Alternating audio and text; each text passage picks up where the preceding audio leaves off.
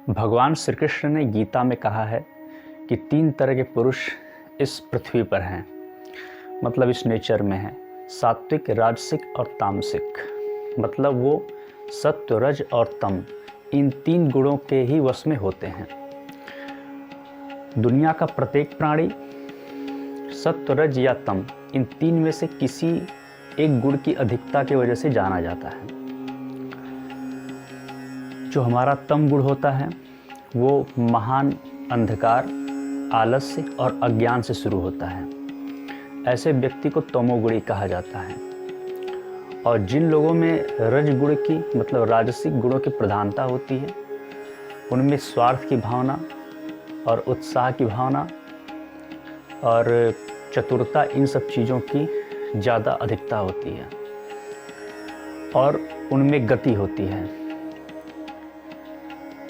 और उसी तरीके से जब सात्विक की बात करते हैं तो सात्विक लोगों के अंदर भी उत्साह होता है, लेकिन उनके अंदर एक हल्कापन का भाव होता है। उनका मन हल्का होता है। वो ज़्यादा व्यग्र नहीं होते हैं, चंचल नहीं होते हैं, शांत रहते हैं, सुख का उनको अनुभव होता है और उनका विचार एकदम पॉजिटिव होता है। तो इस तरीके से 3 तरह के गुण होते हैं। तो जितना आपके अंदर प्रकाश की भावना होगी, आपके मन में अगर अज्ञान की मात्रा बढ़ेगी तो इस तरीके से सुख बढ़ेगा, तो वो व्यक्ति सात्विक गुणों में आता है। तो जिस चीज़ की अधिकता होती है सात्विक, राजसिक और तामसिक गुणों में, वो व्यक्ति उस कैटेगरी का कहा जाता है।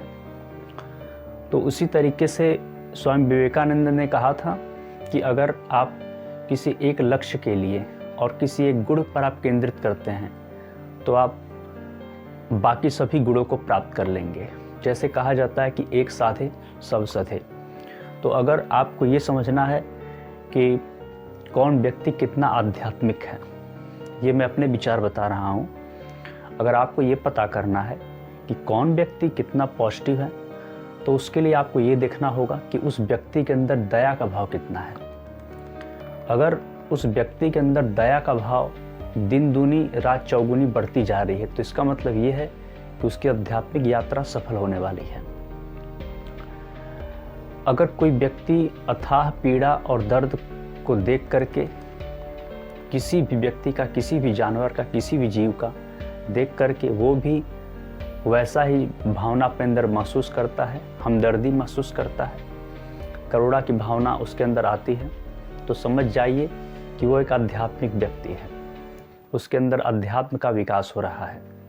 ऐसा इसलिए कहा जाता है, अध्यात्म का अर्थ ही होता है अपने आप का अध्ययन करना।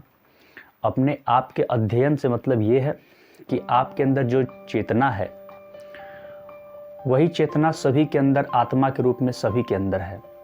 तो अगर आप वैसी ही करुणा जो दूसरे को आप दरिद्रता, दीनता, दुखी में देख करके, कष्ट में देख करके अनुभव करते हैं, तो इसका मतलब ये है कि आप उसकी चेतना से अपनी चेतना को जोड़ करके देख रहे हैं, तो आप वैसा अनुभव कर पा रहे हैं। तो इस तरीके से आप देख सकते हैं कि उस व्यक्ति में कितनी आध्यात्मिकता है। बहुत सारे लोग ऐसे होते हैं जो किसी का कष्ट देख करके रो देते हैं, मतलब उन्हें अथाह कष्ट होता है। तो इसका मतलब ये है कि वो व्यक्ति उस दिशा में आगे बढ़ रहा है। अगर समाज के किसी एक विचार में, जैसे किसी एक क्षेत्र में बहुत ज़्यादा दिक्कत हो रही, तो उसको देख करके कोई व्यक्ति ज़्यादा सजग है, उसके लिए क्रांति लाने का प्रयत्न कर रहा है, उसके लिए प्रयास कर रहा है, संवेदनशील मुद्दों पर बातों को उठाता है, गरीबों के उत्कर्ष के लिए कार्य करता है, जानवरों पर हो रहे अत्याचार के लिए कार्य करता है और भी संवेदनशील मुद्दों पे बात करता है, तो व्यक्ति को माना जा सकता है कि वो होश वाला व्यक्ति है, उसकी चेतना विकसित है। वैसा व्यक्ति अध्यात्म की पाठशाला में शुरू कर दिया है, मतलब उसमें पाठशाला में पढ़ रहा है, वो आगे बढ़ रहा है, उसकी उन्नति हो रही है धीरे धीरे क्रमशः। तो ये कुछ ऐसी चीज़ें होती हैं जिनको हमने आपके सामने रखा। आपको क्या लगता है, हमें ज़रूर बताएं।